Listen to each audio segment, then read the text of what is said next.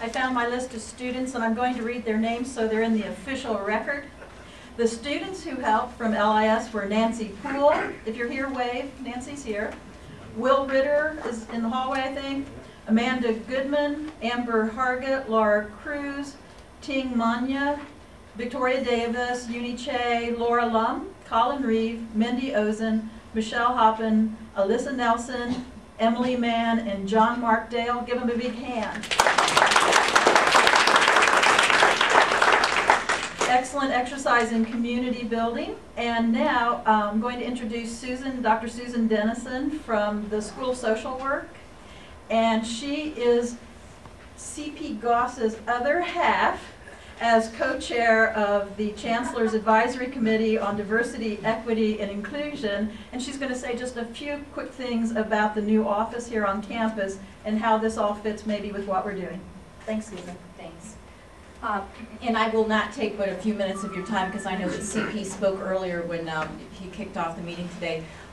We're just very excited. CP and I last year were on a task force sponsored by Faculty Senate, Staff Senate, and the Provost Office, and which just kind of gives you an idea of the level of support. The initiative was really to do data gathering around the campus.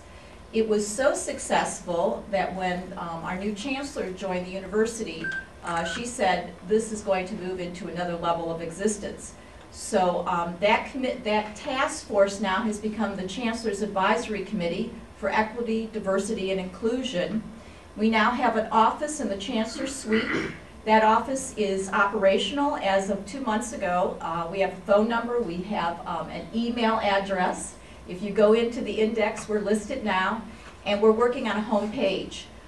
We have a doctoral student, L'Oreal Robinson, who is in the office Tuesday, Wednesday, and Thursdays all day. The office right now's purpose is that we're in the beginning stage of getting that office set up. We're becoming a place where we're storing a lot of helpful articles, other materials related to diversity, inclusion, and equity.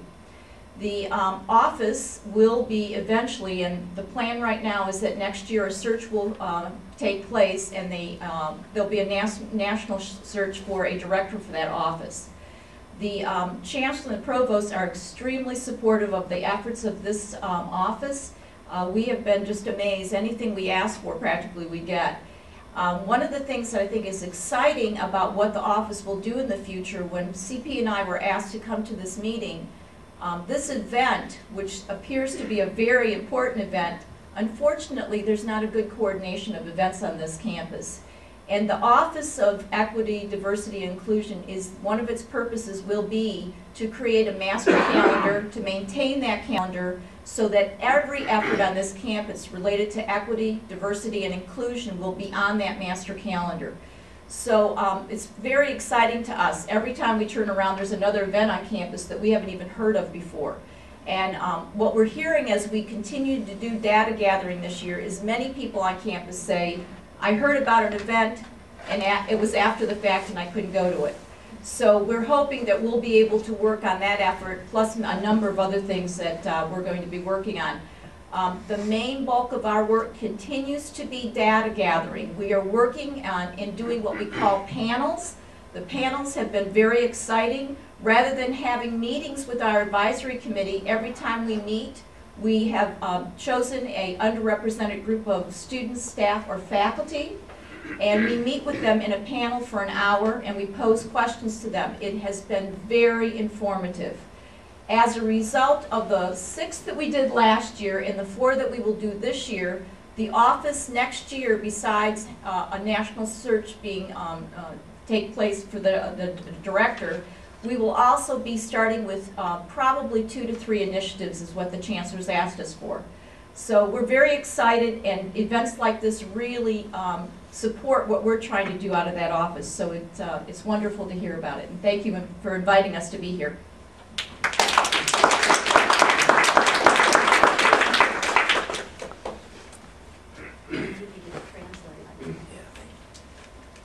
So the reason why I was moral support is because obviously you can hear my godfather's voice, Austin, coaching football on Saturday. So I have the light duty, but very important duty of inviting the faculty who led the roundtable discussions to come up one at a time and I guess go over some of your findings. So does anyone want to go first? Nora, Sandra, Bill? Bill, looks like you're... Gotta get my notes in the back. Oh, do you? Okay. Go ahead. Yeah, Sandra, like I to can, sure, absolutely. Okay, so my problem is going to be reading that, It it does. That thing comes off. Does it come off? Oh, yeah, go wireless. How wonderful. Oh, good. See, I need to get this close.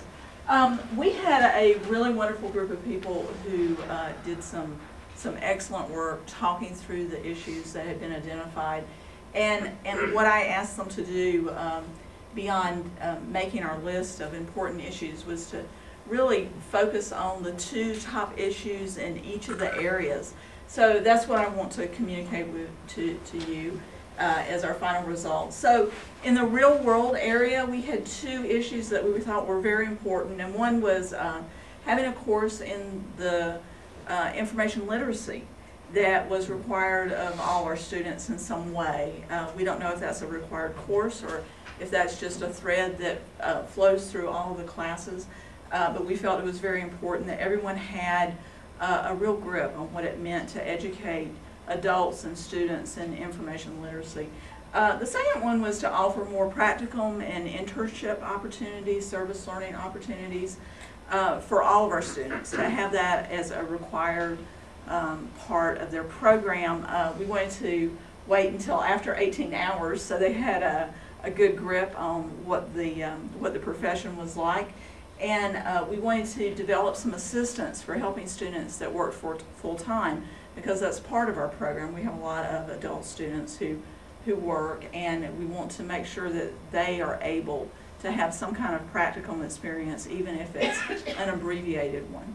So those were our 2 major things that we wanted to see happen in that area. In education and professional development, we had 2 things: more lab-based technology classes to get hands-on experience. So there was a large discussion about online and web-based technology classes, and the fact that that's great for giving people access to those classes, but in dealing with technology they would like to have more practical hands-on experience so that they have some peer support and some instructor support beyond the online web-based environment. And the second one was self-marketing. It was suggested that in the foundations class that we teach people how to market their self and their skill set to libraries and other information agencies, and include advocacy with that. How do you advocate for the profession, and how do you advocate for your part in the professional environment? Research and community. A large discussion about grant writing for small libraries and needs assessment. How do we help those libraries do those very critical needs assessments that they have to do in enabling them to actually obtain funding for some really important smaller projects. The LIS community, we talked a lot about who comprises our community, and we have a very large community actually. But there's a couple of things that we'd like to see happen. More events like the one today. So face-to-face interaction with our wider community, giving everyone the opportunity to talk and have this kind of dialogue. And the second thing is sponsoring workshops for the profession, for the field. Maybe with using our faculty to do that, using practitioners to help us do that, possibly even just providing a space to have people come together. So everyone did a really wonderful job, and we have some other ideas, but those are the major ones. Yeah.